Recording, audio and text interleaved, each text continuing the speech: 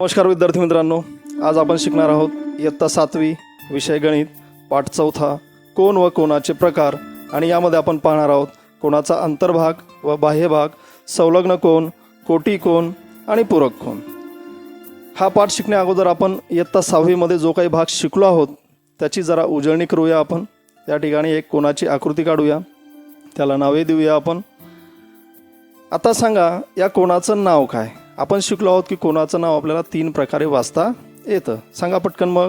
कोन ABC, कोन CBA आणि कोन B. आता सांगा कोनाचा शिरोबिंदू कोणता. बिंदू B हा कोनाचा काय आहे, शिरोबिंदू. म्हणजे ज्या ठिकाणी कोन तयार होतो तो असतो कोनाचा शिरोबिंदू. त्यानंतर आता या कोनाच्या भुजा, बाजू BA, BA आणि बाजू BC, ही बाजू BC. आता या भुजांवरील बिंदूंची नावे सांगा. भुजांवर कोणते बिंदू आहेत, A, B आणि C. म्हणून भुजांवरील बिंदूंची नावे झाली बिंदू A, बिंदू B आणि बिंदू C. आता बघायचं आपल्याला कोनाचा अंतर्भाग व बाह्यभाग. यासाठी एक आपण आकृती काढूया, त्यावर काही बिंदू घेतले आहेत आपण त्याला नावे देऊया. तसेच या भुजांव्यतिरिक्त आपण काही बिंदू काढूया, आणखी काही बिंदू आपण काढूया. आता सांगा मला या कोनाचा अंतर्भाग आणि या अंतर्भागातील बिंदूंची नावे आपल्याला बघायची आहेत. मग या ठिकाणी तुम्हाला जे दिसतं बिंदू R, बिंदू N, बिंदू C आणि बिंदू X. हा जो छायांकित केलेला भाग आहे, हा छायांकित केलेला भाग, त्यानंतर हे बिंदू R, C, N आणि X आणि यासारखे असंख्य बिंदू या मिळून तयार होतो कोनाचा अंतर्भाग. मग या अंतर्भागामध्ये सध्या जे बिंदू दिसतात त्या बिंदूंची नावे काय आहेत. बिंदू R, बिंदू C, बिंदू N आणि बिंदू X. आता सांगा कोनाच्या भुजांवरील बिंदूंची नावे. हे आपल्याला सांगता येतं. काय आहेत. बिंदू A, बिंदू W, बिंदू G आणि बिंदू B. आता हा कोनाचा अंतर्भाग आपण बघितला, त्यानंतर भुजांवरील बिंदू आपण बघितले. या व्यतिरिक्त जे काही बिंदू तुम्हाला या ठिकाणी दिसतात तो झाला कोनाचा बाह्यभाग. मग या कोनाच्या बाह्यभागातील बिंदूंची नावे काय आहेत. बिंदू T, बिंदू U, बिंदू Q, बिंदू V आणि बिंदू Y. तर अशा प्रकारे हा आहे कोनाचा अंतर्भाग, हे आहे भुजा, आणि हा अंतर्भाग आणि भुजा सोडून जो आहे तो आहे कोनाचा बाह्यभाग. आता बघूया आपण संलग्न कोन, ज्याला म्हणतात लगतचे कोन असं सुद्धा म्हणतात, आणि त्यालाच इंग्रजीमध्ये ॲडजेसंट अँगल्स असंही म्हणतात. हे समजून घेण्यासाठी एक आकृती आपण या ठिकाणी काढूया आणि या भुजांवर काही बिंदू घेतलेले आहेत त्यांना आपण नावे देऊया. बिंदू K, बिंदू L, बिंदू N आणि बिंदू M. आता या आकृतीमध्ये तुम्हाला दिसतं की या आकृतीमध्ये 2 कोन आहेत. कोणते कोन आहेत. KLM, कोन KLM हा कोन, आणि दुसरा कोन आहे कोन MLN हा कोन या ठिकाणी. तर अशा प्रकारे हे 2 कोन आहेत या ठिकाणी, कोन KLM आणि कोन MLN. आता या दोन्ही कोनांकडे जर आपण बघितलं तर यांची एक जी भुजा आहे LM, ही जी भुजा आहे ही काय आहे, ही दोन्ही कोनामध्ये सामायिक आहे. म्हणजे कोन KLM मध्ये सुद्धा बाजू LM आहे आणि MLN मध्ये सुद्धा बाजू LM आहे. म्हणजे LM, किरण LM ही या दोन्ही कोनांची सामायिक भुजा आहे. तसेच या ठिकाणी हा जो L हा जो शिरोबिंदू आहे या कोनाचा, हा सुद्धा काय आहे, दोन्ही कोनांमध्ये सामायिक आहे. परंतु या कोनाचे जे अंतर्भाग आहेत, कोन KLMचा अंतर्भाग आणि MLNचा अंतर्भाग, हा झाला कोन KLMचा अंतर्भाग. KLM या निळ्या रेषांनी दाखवलेला तुम्हाला या ठिकाणी. तर हा झाला KLMचा अंतर्भाग, आणि हा जो लाल रंगाच्या रेषांमध्ये तुम्हाला दिसतो हा झाला कोन MLNचा अंतर्भाग. म्हणजे या दोनही कोनांचे अंतर्भाग जे आहेत ते कसे आहेत, भिन्न आहेत. मग ज्या 2 कोनांचा शिरोबिंदू सामायिक असतो त्यांची एक भुजा सामायिक असते, परंतु त्यांचे अंतर्भाग मात्र वेगवेगळे असतात, भिन्न असतात. अशा कोनांना म्हणतात संलग्न कोन, म्हणजेच लगतचे कोन. म्हणून या ठिकाणी कोन KLM आणि कोन MLN हे काय आहेत, संलग्न कोन आहेत. आता आपल्याला बघायचं आहे कोटिकोन, ज्याला इंग्रजीमध्ये म्हणतात कॉम्प्लिमेंटरी अँगल्स. यासाठी एक कोन PQR काढायचा, आपल्याला काटकोन काढायचा आहे. कोन PQR हा एक काटकोन आपण या ठिकाणी काढला. याला नावे देऊया आपण PQR. आता काय करायचं, याच्या अंतर्भागामध्ये आपल्याला यस हा बिंदू घ्यायचा आणि त्यातून जाणारा एक किरण आपल्याला काढायचा आहे, बिंदू शिरोबिंदूपासून जाणारा. तर इथं आपण काढला QS हा एक किरण आपण काढलेला आहे अंतर्भागामध्ये त्याच्या. आणि या किरण काढल्यामुळं काय झालं, या ठिकाणी एका कोणाचे दोन कोन तयार झाले. कोणते कोणते दोन कोन तयार झाले, कोन PQS आणि दुसरा कोन तयार झाला कोन SQ आणि R. हे दोन कोन या ठिकाणी तयार झालेले आहेत. आता या दोन कोणांच्या मापांची बेरीज किती होईल, किती होणार? अरे आपण सुरुवातीला काय काढला होता, काटकोन काढला होता. काटकोन किती अंशाचा असतो, 90 अंशाचा असतो. आणि याचेच आपण काय केले, दोन भाग केले. म्हणजे या दोन्ही कोणांची बेरीज किती येईल, 90 अंश येणार आहे. म्हणून या ठिकाणी या दोन्ही कोणांची बेरीज किती येणार, 90 अंश येणार. आणि म्हणून ज्या दोन कोणांच्या मापांची बेरीज 90 अंश असते ते कोण परस्परांचे कोटिकोन आहेत असे म्हणतात. याचं एक आणखी उदाहरण बघूया आपण. इथे एक कोन काढला आपण, या कोणाला नाव देऊया XYZ आणि या कोणाचं जे माप आहे ते आहे 55 अंश. दुसरा एक कोन काढूया, या कोणाला नाव देऊया कोन ABC आणि याचं जे माप आहे ते आहे 35 अंश. मग या शेजारच्या ज्या आकृत्या आहेत दोन्ही, या आकृतीमध्ये कोन माप कोन XYZ जे आहे त्याचं माप किती आहे, 55 अंश. आणि माप कोन ABC म्हणजे ABC या कोणाचं माप किती आहे, 35 अंश. आता या दोन्ही कोणांच्या मापांची जर आपण बेरीज केली तर किती येते, 90 अंश येते. आणि म्हणून हे जे दोन्ही कोण आहेत, हे दोन्ही कोण XYZ आणि कोन ABC हे एकमेकांचे कोटिकोन आहेत. काय आहेत कोटिकोन, कारण त्या दोन्ही कोणांच्या मापांची बेरीज 90 अंश येते म्हणून.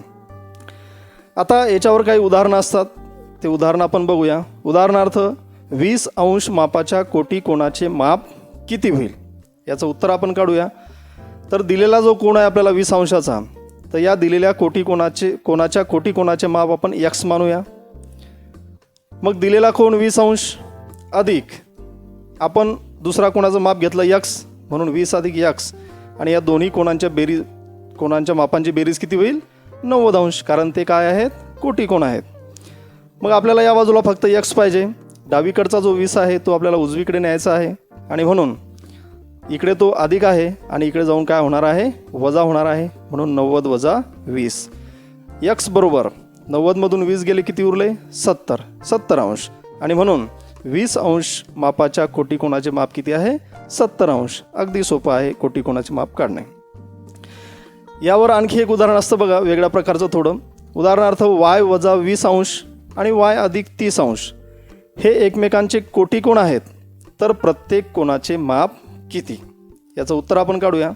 आता हे कोटिकोन असल्यामुळे यांची बेरीज किती येणार, 90 अंश येणार. म्हणून पहिला कोण घेतला आपण Y वजा 20 अधिक Y अधिक 30 आणि यांची बेरीज येणार 90.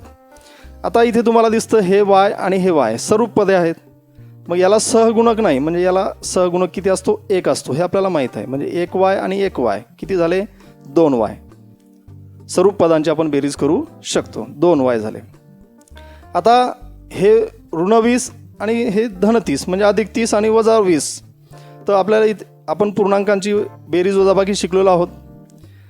तर या ठिकाणी मोठ्या संख्येतून आपल्याला काय करावं लागणार, लहान संख्या वजा करावं लागणार आणि मोठ्या संख्येचं चिन्ह द्यावं लागणार. म्हणून 30मधून 20 गेले 10 आणि मोठ्या संख्येचं चिन्ह अधिक म्हणून अधिक म्हणजे धन, म्हणून याचं उत्तर आलं 10.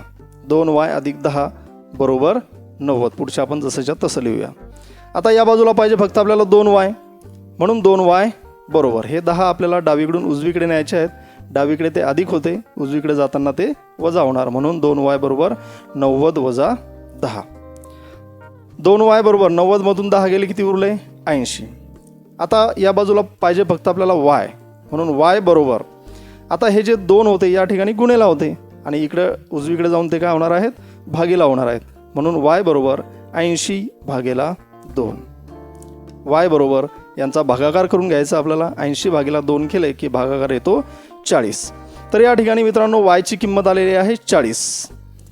आता आपल्या अजून कोणाची मापं काढायची राहिलेली आहेत. पहिला कोण आहे आपल्याला आपला y वजा 20. आता या ठिकाणी वायची किंमत आपण टाकून देऊया. y वजा 20 बरोबर वायची किंमत 40 वजा 20. 40मधून 20 गेले, उत्तर आलं 20. आणि म्हणून पहिला जो कोण आहे तो आहे 20 अंशाचा. आता दुसरा कोणाचं माप काय आहे y अधिक 30. म्हणून वायची किंमत या ठिकाणी टाकूया आपण 40 अधिक 30 आणि 40 आणि 30 होतात 70 अंश. 20 अंश पहिला कोण आहे 20 अंश मापाचा आणि दुसरा कोण आहे 70 अंश मापाचा. या ठिकाणी 70 आणि 20 यांची बेरीज होते 90. म्हणून आलेलं जे उत्तर आहे ते आपलं बरोबर आहे. आता बघायचं आहे आपल्याला पूरक कोन, ज्याला इंग्रजीमध्ये म्हणतात सप्लिमेंटरी अँगल्स. या ठिकाणी एक रेषा काढूया आपण आणि या रेषेला नाव दिलेले आहे AC. शेजारील आकृतीत एक AC ही एक रेषा दिलेली आहे आणि या रेषेवर आपल्याला एक बिंदू घ्यायचा आहे, बिंदू B.